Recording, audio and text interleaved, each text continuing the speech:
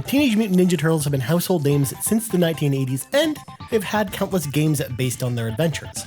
Most of these games have been stranded on old platforms, but that all changes today, folks, with the Teenage Mutant Ninja Turtles, the Cowabunga Collection. Hi, I'm Ryan Turford from Carpool Gaming, and this is the Teenage Mutant Ninja Turtles Cowabunga Collection in review. Here we go!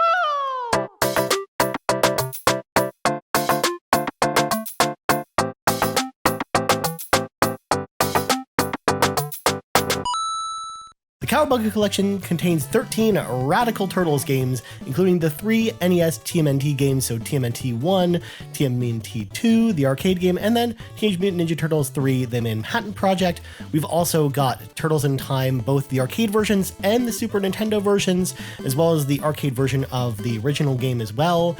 We also have the Hyperstone Heist for Sega Genesis, as well as all 3 Tournament Fighter games, so NES, Super NES, and Genesis, as well as we have all 3 Game Boy games, Fall of the Foot Clan, Back from the Sewers, and Radical Rescue. Now, coming in the collection, I was actually a huge fan of the Turtles games growing up. In fact, if there's like a target audience for a collection like this one, it's me. It's Ryan Turford. So clearly I'm who the company is aiming for here. And really coming into it, I own most of these games already on, physical cartridge, or I've played them before, whether it's at a friend's place or, renting the games or, other means. I've played a lot of these games before. In fact, the only one that I never played going in this collection was Radical Rescue on the Game Boy. I'd heard some amazing things about it, and I was actually thinking about, picking it up, earlier this year before this collection got announced. But as soon as, the collection got announced and it was going to be there, it's like, okay, I will just wait. I will hold off until the collection came out.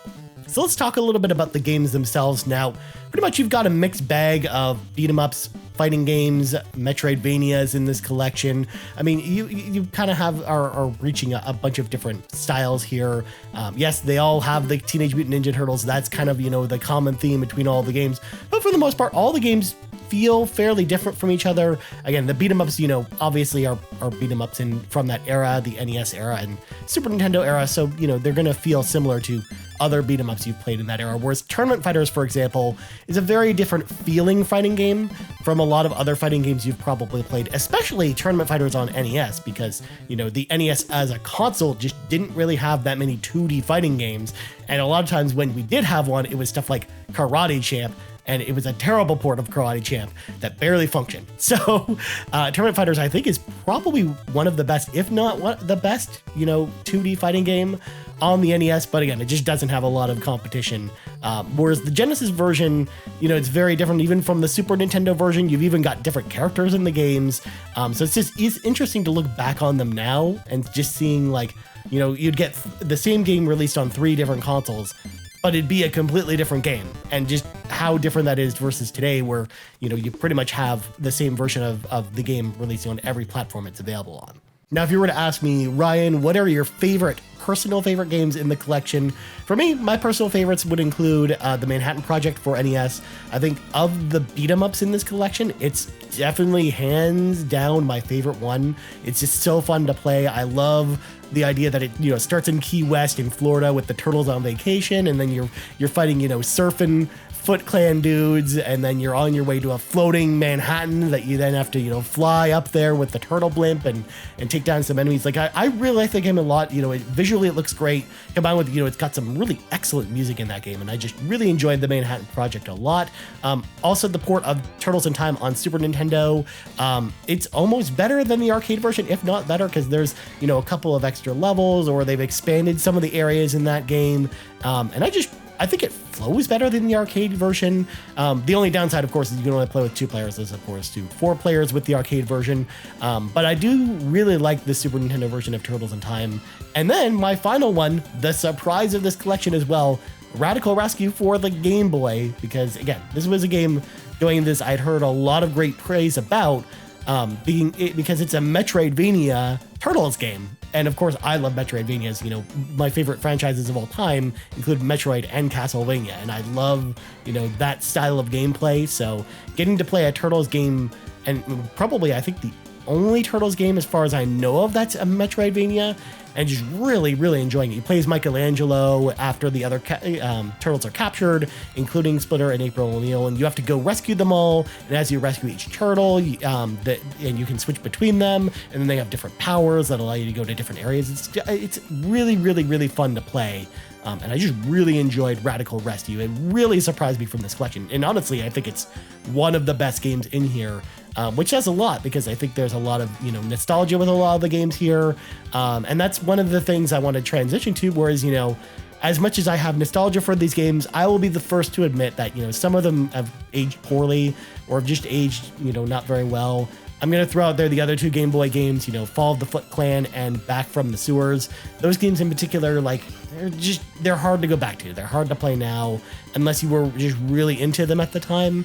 And I just think they're okay. Whereas, and not only that too, but like the arcade games as well, they're fun for the first couple playthroughs, but then after that, it's just, your fun kind of wanes a little bit unless you're playing with friends or you just turn your brain off and have a good time with it. But, I will say that this is the type of thing where this is a Switch cartridge I will probably always keep with me. I also have a digital copy on Xbox, and I don't ever think I'm going to remove it from my hard drive because this is the perfect type of experience where, I've got, 10 or 20 minutes on the streetcar or, I'm on my lunch break from work or something like that. And this is the perfect thing to just pick up, play 15 to 30 minutes of and put down and just have a great time with it. Like that's really what I enjoy with these games more than anything.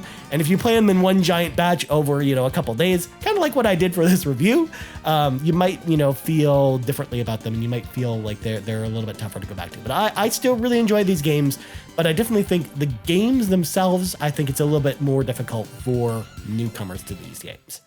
Now, we got to talk, first of all, about some of the awesome features in this collection itself, because I think, personally, the Cowabunga Collection, as a collection and as a, history piece, I think is one of the best, collections I've ever experienced, and I've played a lot of them. I actually talked about this as well with the Capcom Fighting Collection, the one that came out a couple months ago, and I really enjoyed what they did with that as well. So I think this collection as a whole is great. Number one, all of the games on display here have their Japanese counterparts in here. So if you want to play, the Japanese version of Hyperstone Heist, which I think is like the Return of Shredder, you can definitely play that one instead of the original one. Like I love that they include that as an option there. But also one of the cool things they do in this collection is they give you an enhancements menu for each one of these games. And depending on the game itself, you'll usually have different effects in that enhancement menu, such as, for example, with some of the games, there are cheat codes in the game to give you extra lives, and you can actually toggle that in the enhancements menu. I mean, you can actually also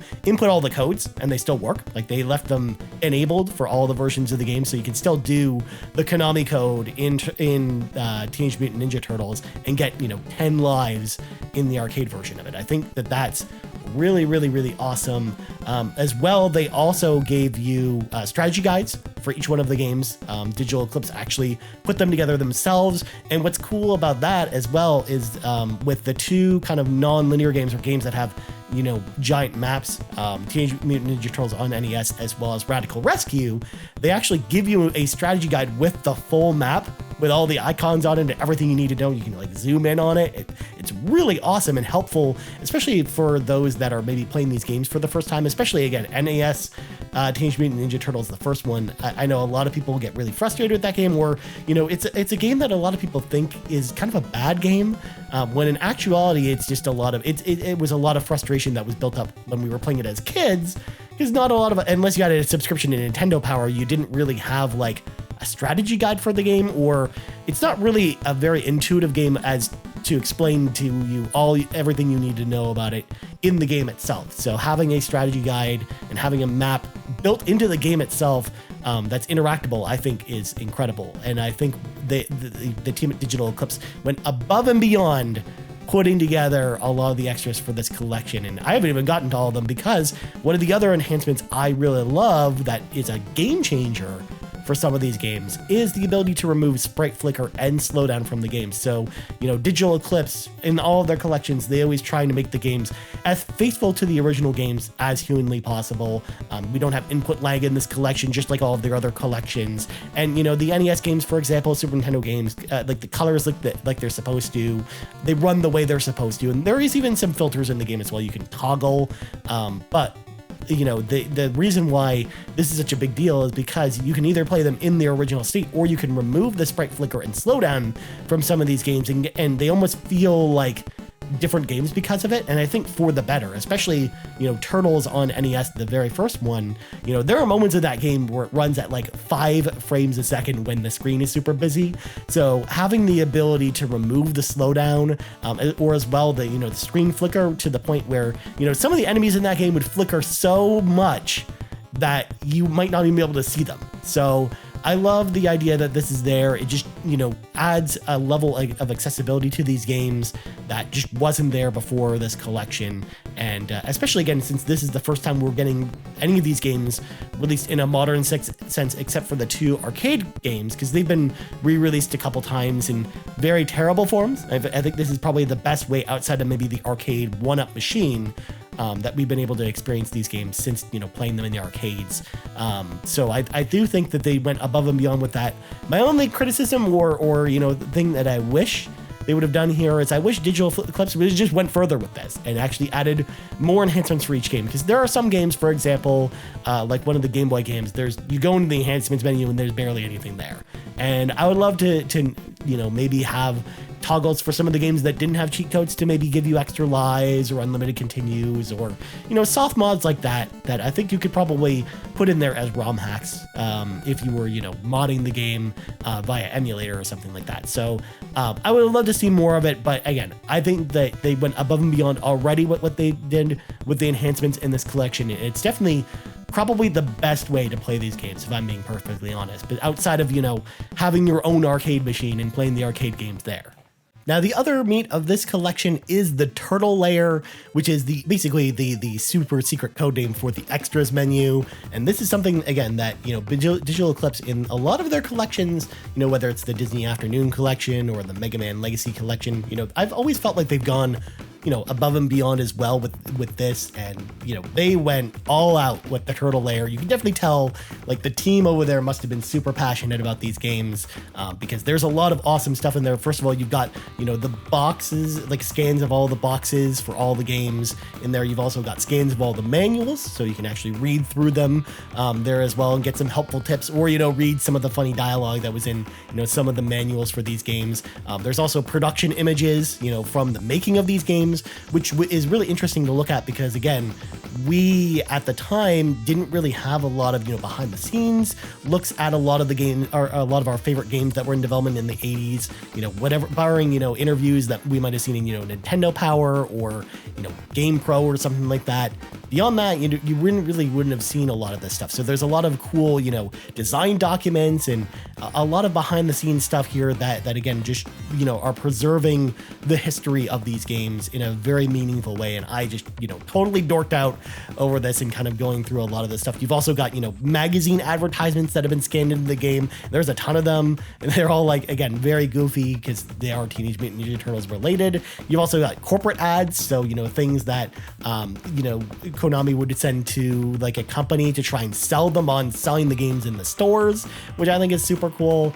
You've also got comic book covers for pretty much every issue of Teenage Mutant Ninja Turtles, the comic book, as well as, stills from all the TV shows as well. So there's a lot of great stuff to dive into in the Turtle Layer. On top of all that as well, if you're a fan of the music in these games like I am, because the music in these games is awesome, regardless of whether it's the Game Boy games or the arcade games or the NES games or the Super Nintendo / Genesis games, you can go in here and go listen to every game's full soundtrack is available in the Turtle Layer as well. And that's actually going to be something that's going to be awesome, bringing my Switch with me, on the streetcar.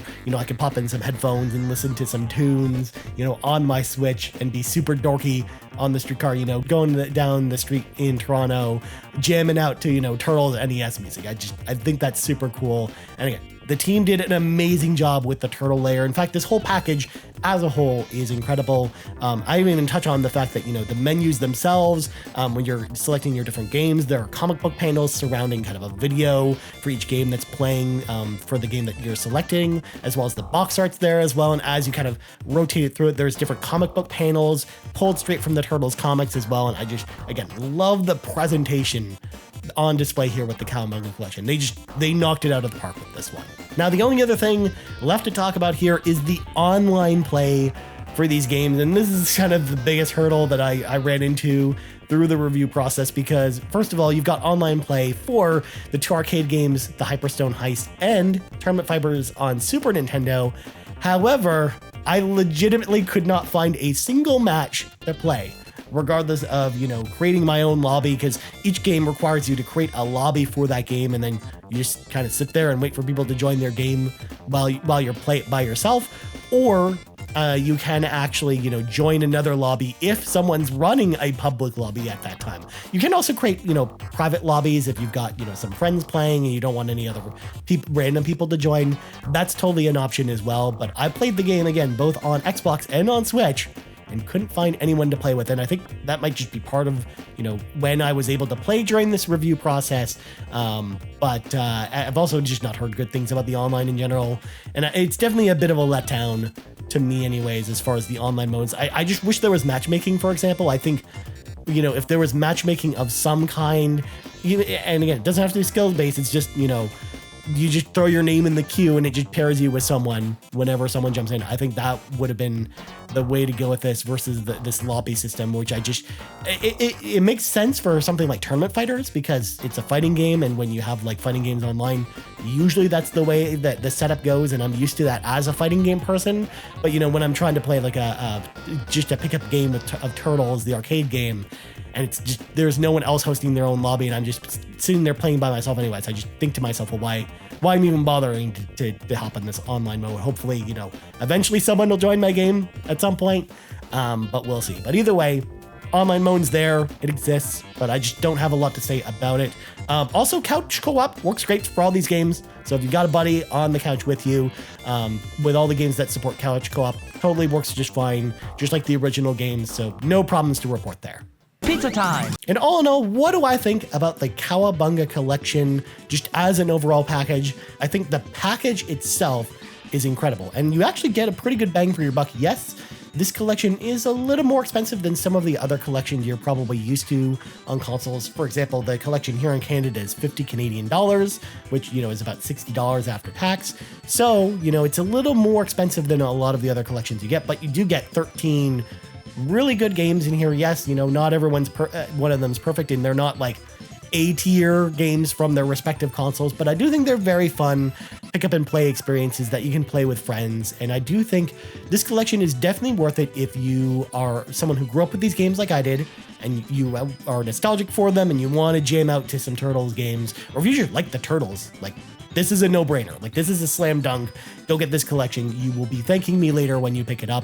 However, if you didn't like these games before, if you played them back in the day and you just weren't really into them, I think a collection like this probably isn't going to win you over, with the exception of certain games. Like, I do think, for example, if you didn't like Teenage Mutant Ninja Turtles on NES, the first one, I would say give that game another chance in this collection with the slowdown and the flickering removed, and then also use the map that's included in the strategy guide, and I think you will have a way better time playing that game. Or even, again, just my takeaway lesson from playing this collection is Radical Rescue is an amazing Metroidvania, and y'all have been sleeping on it if you haven't played it yet. So, including myself, like, I was in that camp before, so I would highly recommend checking out the collection, even just for that. But also, more importantly, one of the things that I really have to appreciate about this collection is, again, these games, these Turtles games on the Cowabunga Collection really just, again, haven't been re-released in any meaningful way at all. Like, they weren't on Virtual Console,